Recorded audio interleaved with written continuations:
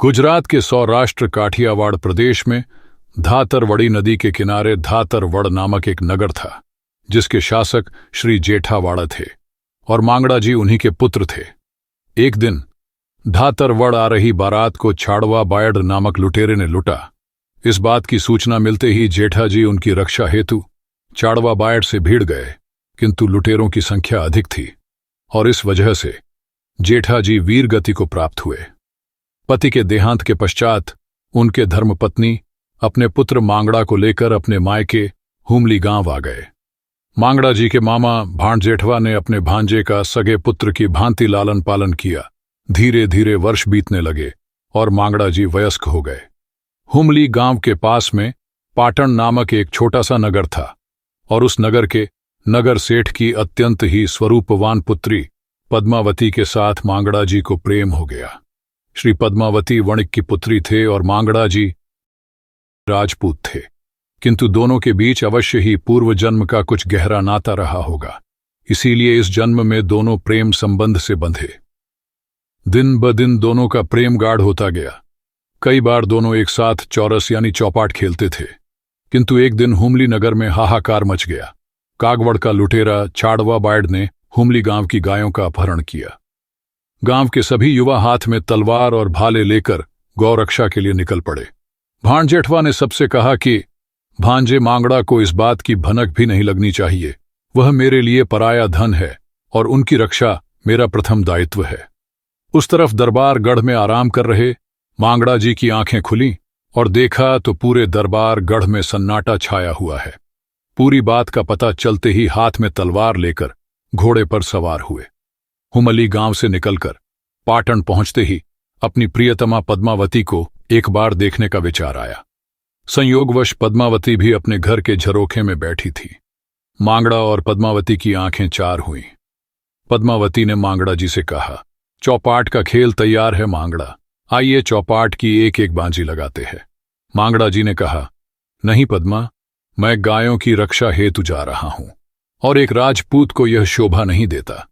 अभी मैं नहीं आ सकता, किंतु तुम मेरी प्रतीक्षा करना। चौपाट को बंद मत करना। युद्ध से पुनः लौटने पर हम साथ में खेलेंगे। मैं बस यूं गया और यूं आया। इतना कहकर मांगड़ा जी आगे बढ़े। 30 गांवों का रास्ता मांगड़ा जी ने कुछ ही पल में पार किया।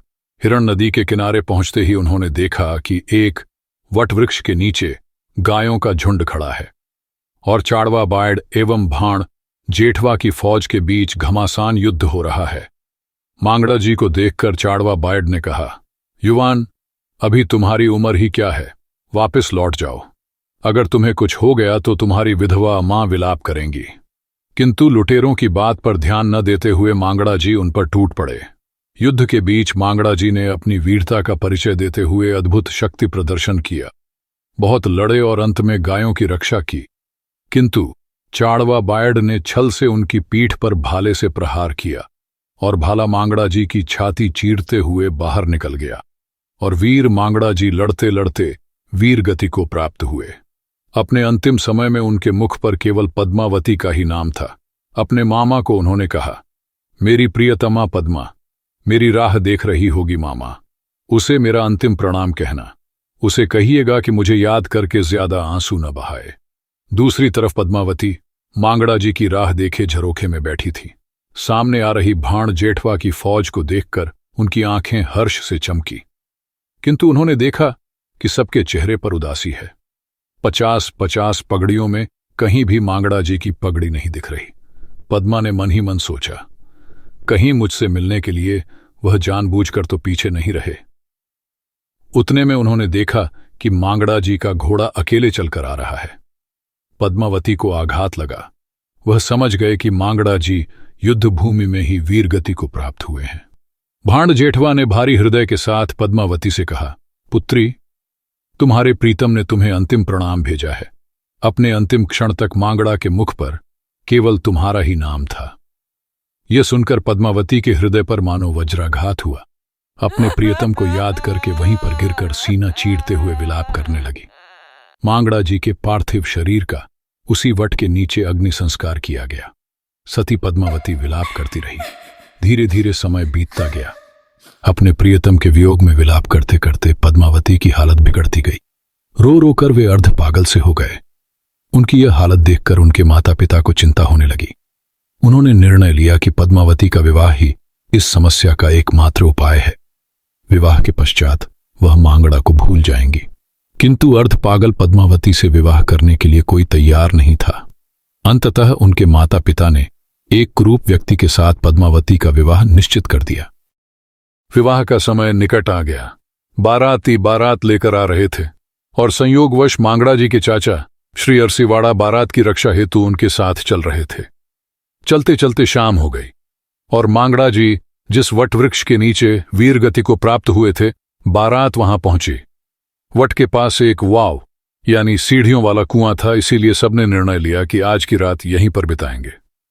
रात के समय मांगड़ा जी के चाचा अरसीवाड़ा वट के नीचे बैठे थे। उस समय उनके ऊपर कुछ बूंदें गिरी।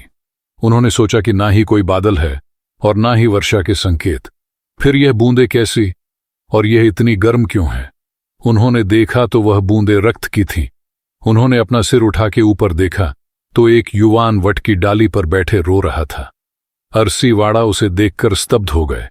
उन्होंने पूछा, कौन हो तुम? सामने से रोते हुए स्वर में उत्तर मिला, मैं भूत हूं। अरसीवाड़ा ने पूछा, भूत? किसका भूत? प्रेत ने जवाब दिया, मुझे पहचाना नहीं चाचा श्री, मैं मांगड़ा, आपके भाई जेठावाड़ा का पुत्र। यह सुनकर अरसीवाड़ा गदगदित हो उठे। उन्होंने दुखी स्वर में कहा, मेरे पुत्र मांगड़ा, किंतु कौन सा ऐसा दुख है जो तुम्हें भूत बनकर यहां भटकना पड़ रहा है? मांगड़ा जी के प्रेत ने उन्हें पूरी बात बताई और कहा कि पद्मावती की प्रीत के कारण मेरी आत्मा भटक रही है। मुझे पद्मावती से विवाह करना है। आज उसका विवाह किसी और के साथ होने जा रहा है और यह बात मेरी आत्मा को आग में तपा रही है। मेरी आत्मा यहां है, किंतु मेरे प्राण आज भी पद्मा के पास है। मुझे अपने साथ पाटन ले जाइए चाचा श्री, पद्मा से मेरा विवाह कराइए। अरसी जी ने कहा, किंतु पुत्र, यह कैसे संभव है? तुम एक भूत हो, मैं कैसे तुम्हें साथ ले जाऊं, कैसे तुम्हारा विवाह कराऊं? यदि बारातियों को इस बारे में पता चलेगा तो सब डर जाएंगे। मांगड़ा जी की आत्मा ने कहा, बारात में जो वर है वह अत्यंत ही कुरूप है। आप उसके बदले बारात में मुझे ले जाइए। पद्मा से विवाह पश्चात वापस आते समय में यहां इसी वृक्ष के पास उतर जाऊंगा। उसके पश्चात अगर नदी के उस पार भी मैंने देखा तो सौगंध है मुझे भूतनाथ की। मैं अभी अपनी मायावी शक्ति से यहां पर एक गढ़ खड़ा कर देता हूं। आप सारे बारातियों को गढ़ में विश्राम हेतु ले आइए। मांगड़ा जी ने अपनी मायावी शक्ति से वन में दरबार गढ़ खड़ा कर दिया। सारे बाराती वहां ठहरे। गढ़ में सारे बारातियों को पकवान परोसे गए। साथ साथ बैल और घोड़ों को भी खाने की व्यवस्था की गई। वर के पिता सेठ को लगा कि किसी गिरासदार ने यहां वन में गढ़ बनवाया होगा। उचित समय देखकर अरसी जी ने वर के पिता से कहा कि सेठ, आपका पुत्र अत्यंत ही कुरूप है। कहीं ऐसा ना हो कि वहां पहुंचकर इसे देखकर कन्या पक्ष वाले विवाह के लिए मना कर दे। इस गढ़ का राजपूत अत्यंत ही सुंदर है।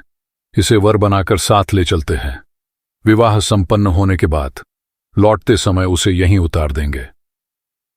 सभी वणिक और वर के पिता इस बात से सहमत हो गए।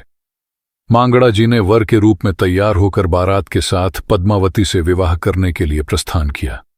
उस तरफ वधू के श्रृंगार से सज्ज पद्मावती अपने प्रियतम को याद करके आंसू बहा रही है और मन ही मन मांगड़ा जी को याद करते हुए कह रही है कि हे मांगड़ा, आज यह मेरा शरीर किसी और के साथ विवाह के बंधन में बंधने जा रहा है। आप आइए, मुझे यहां से ले जाइए। ऊपर आकाश और नीचे धरती, मेरी आत्मा सुलग रही है। मुझे इस पीड़ा से मुक्त कीजिए। कुछ ही समय में बारात विवाह स्थल पर पहुंच गई। पद्मावती को विवाह मंडप में लाया गया। हस्त मिलाप के समय अपने सामने मांगड़ा को देखकर पद्मावती का मन प्रसन्नता से भर गया। उसने सोचा कि कहीं मुझे ले जाने के लिए मांगड़ा परलोक से वापस तो नहीं आ गए, या फिर किसी देवता ने उन्हें अमृत पिलाकर पुनर्जीवित किया है। मांगड़ा जी और पद्मावती जी का विवाह संपन्न हुआ। बारात को विदा किया गया। वचन अनुसार वट वृक्ष आते ही मांगड़ा जी का प्रेत अग्निज्वाला बनकर वृक्ष में समा गया। पद्मावती ने देखा तो मांगड़ा जी की जगह कोई कुरूप व्यक्ति उनके साथ बैठा था। वह झट से बैलगाड़ी से उतर गई। वर के पिता ने पद्मावती से कहा, क्या हुआ बहुरानी? पद्मावती ने कहा, मेरा विवाह इस व्यक्ति से नहीं हुआ। सेठ ने उनसे कहा, वह वर तो बनावटी था, यही तुम्हारा असल पति है। पद्मावती बोले, जो भी हो, मैं इस जन्म में किसी और को अपने पति के रूप में स्वीकार नहीं करूंगी। जिसके साथ मेरा विवाह हुआ, केवल वही मेरे पति है। सेठ ने उन्हें समझाने का बहुत ही प्रयास किया, किंतु पद्मावती नहीं माने। अंततः पद्मावती को वन में ही छोड़कर बाराती चले गए। वन में वटवृक्ष के नीचे मांगड़ा जी को याद करके पद्मावती विलाप करते हुए उन्हें पुकारने लगे। तभी वृक्ष की सभी शाखाएं आग से जल उठीं। पूरे दिन पद्मावती विरह की आग में जलते रहते और रात होते ही वृक्ष की जगह महल खड़ा हो जाता। मांगड़ा जी प्रेत से मनुष्य रूप धारण करके पद्मावती के साथ महल में रहते। सुबह होते ही सारी माया समेट जाती, पद्मावती अकेली पड़ जाती। इस प्रकार यह क्रम प्रतिदिन चलने लगा। एक दिन संध्या समय के पश्चात दो युवान घोड़े पर सवार होकर जंगल से जा रहे थे। भूख से दोनों के हाल बेहाल थे। उस समय उनका ध्यान एक भैंस पर गया। दोनों ने निश्चय किया कि आज इस भैंस के दूध से अपनी भूख शांत करेंगे और भैंस का पीछा करने लगे। भैंस चलते चलते एक बड़े और सुंदर गढ़ में प्रवेशी। दोनों युवाओं को आश्चर्य हुआ कि इस वीरान वन में इतना सुंदर महल कैसे। वह दोनों महल के अंदर गए, किंतु उन्हें अजीब लगा कि इतने बड़े महल में कोई दिखाई क्यों नहीं दे रहा। उसी समय दैवी श्वेत वस्त्र धारण किए मांगड़ा जी वहां उपस्थित हुए। दोनों युवाओं का अभिवादन किया और उनके घोड़ों को बाहर बांधकर दोनों को अपने साथ महल में ले गए। एक स्वरूपवान अत्यंत ही सुंदर युवती ने उन्हें भोजन परोसा। भोजन के पश्चात मांगड़ा जी दोनों युवाओं को विश्राम करने हेतु कक्ष में ले गए और उन्हें विश्राम करने के लिए कहा। मांगड़ा जी के जाने के बाद दोनों युवाओं ने सोने का प्रयत्न किया, किंतु उन्हें नींद नहीं आ रही थी। दोनों बहुत ही गहरे विचार में पड़ गए कि इस जंगल में इतना बड़ा महल, किंतु केवल एक पुरुष और स्त्री ही रहते हैं। ना ही और कोई दिखाई दे रहा है, ना ही कोई किसी से वार्तालाप कर रहा है। स्त्री पुरुष दोनों मौन रहते हैं और उनके मुख पर एक अलग सा दुख है। दोनों इस विचार में डूबे हुए थे कि उन्हें किसी के कराहने का आभास हुआ, मानो कोई अत्यंत ही भयंकर पीड़ा के कारण कराह रहा हो। दोनों युवाओं को देर रात तक नींद नहीं आई, किंतु कुछ समय पश्चात दोनों की आंख लग गई। सुबह आंख खुलते ही दोनों ने स्वयं को वटवृक्ष की छाया में पाया और दोनों घोड़ों को बेर के पेड़ की शाखा से बंधे हुए पाया। वहां न कोई महल था और न ही आलीशान कक्ष। दोनों को आश्चर्य के साथ भय का आभास हुआ और अपने घोड़ों पर सवार होकर वहां से निकल गए। पूरे दिन यही विचार उनके मन में घूमते रहे कि कौन थे वह स्त्री और पुरुष और क्यों वह इतने दुखी प्रतीत हो रहे थे और रात भर वह कराहने की आवाज किसकी थी। एक युवान ने कहा, मित्र, हमने उनका अन्न खाया है, इसीलिए हमारा कर्तव्य बनता है कि उनके दुख के कारण को जानकर उसे दूर करने का प्रयास करें। अंधेरा ढलते ही दोनों उस जगह जाने के लिए निकल गए। वहां पहुंचकर देखा तो वटवृक्ष की जगह वही अलौकिक महल वहां मौजूद था। दोनों ने महल में प्रवेश किया। अगले दिन की तरह मांगड़ा जी ने दोनों का अभिवादन किया। बैठने के लिए बिछाने बिछाए गए और वही स्वरूपवान स्त्री ने भोजन परोसा। भोजन के पश्चात दोनों युवाओं ने मांगड़ा जी से पूछा, कौन हो आप और क्या है आपके दुख का कारण? मांगड़ा जी ने कहा, क्या करोगे जानकर? उत्तर देते हुए युवाओं ने कहा, हम राजपूत हैं, आपका अन्न खाया है और इस नाते हमारा कर्तव्य है कि आपके दुख में हम भागीदार बने और उसके हल में आपकी सहायता करें। मांगड़ा जी ने भयंकर स्वर में अपनी अंतर्वेदना को बाहर निकालते हुए कहा, तो सुनो राजपूतों, मैं मांगड़ा वाड़ा अकाल मृत्यु और मृत्यु के पश्चात अपनी इच्छाओं के कारण प्रेत योनि को प्राप्त हुआ और अपनी प्रेयसी के साथ इस भूतावस्थान में फंस गया हूं।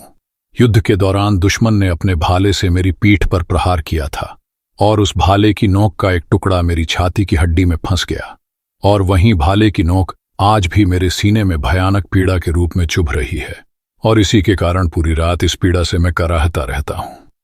मांगड़ा जी की बात सुनकर दोनों युवक स्तब्ध हो गए। उन्होंने पूछा कि इसका कोई समाधान है तो हमें बताइए, हम आपकी सहायता करेंगे। मांगड़ा जी ने प्रत्युत्तर में कहा, हां, इसी वृक्ष के नीचे मेरा अंतिम संस्कार हुआ था। यदि मेरी छाती की हड्डी से वह नुकीला टुकड़ा निकालकर मेरी अस्थियों को दामो कुंड में विसर्जित किया जाए तो मेरी आत्मा को मोक्ष प्राप्त हो जाएगा वरना आजीवन मैं इस पीड़ा को भोगता रहूंगा। इतना कहकर दर्द से कराहते हुए मांगड़ा जी अपने कक्ष में चले गए। प्रातःकाल अगले दिन की तरह दोनों राजपूतों ने खुद को वृक्ष के नीचे पाया। जागकर वृक्ष के नीचे खुदाई करना शुरू किया और वहीं से उन्हें मांगड़ा जी के सीने की अस्थि मिली।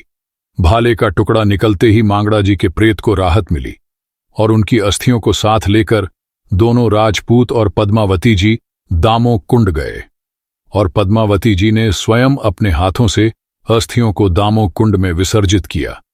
किंतु पद्मावती जी को यह पता था कि मांगड़ा जी के मोक्ष पश्चात उनके बिना जीवन बिताना कठिन हो जाएगा। इसीलिए पद्मावती जी अपने प्रियतम का स्मरण करते हुए दामो कुंड में ही जल समाधि लेकर सती हो गए। मांगड़ा जी की मदद करने वाले दोनों राजपूतों का नाम जेसाजी और वेजाजी था और बादशाह के साथ हुए मतभेद के कारण महल से नाता तोड़कर वे बारवटी बने थे और मांगड़ा जी ने ही उन दोनों का रूप लेकर बादशाह से उनकी सुलह करवाई थी। इस प्रकार भाग्य ने जिन दो प्रेमियों को मृत्युलोक में अलग किया था, उनका प्रेम इतिहास के पन्नों में सदा सदा के लिए अमर हो गया। वीडियो में आप जिस स्थान को देख रहे हैं, यह वही स्थान है जहां पर वीर मांगड़ा जी वीरगति को प्राप्त हुए थे। यह तीर्थ स्थान कृष्ण नगरी द्वारिका के पास भाणवड़ नामक शहर में स्थित है। आज भी यह वट वृक्ष इस अमर प्रेम गाथा की साक्षी दे रहा है। यहां पर वीर मांगड़ा जी और सती श्री पद्मावती के स्मारक की पूजा होती है। श्रद्धालुओं की सारी मनोकामनाएं यहां परिपूर्ण होती है। हमारे भारत में ऐसी कई अलौकिक ऐतिहासिक कहानियां दबी पड़ी हैं। कुछ इतिहास समय के पन्नों के साथ दब गए हैं, तो कई इतिहास पाश्चात्य संस्कृति और आधुनिकता की हवा में उड़ गए हैं। ऐसे ही रोचक इतिहास हम आपके समक्ष प्रस्तुत करते रहेंगे। आप अपना प्रेम और सहयोग हमारे साथ बनाए रखिएगा। वीडियो को लाइक कमेंट करके चैनल को सब्सक्राइब करें एवं अपने मित्रों और स्वजनों के साथ शेयर अवश्य करें। धन्यवाद।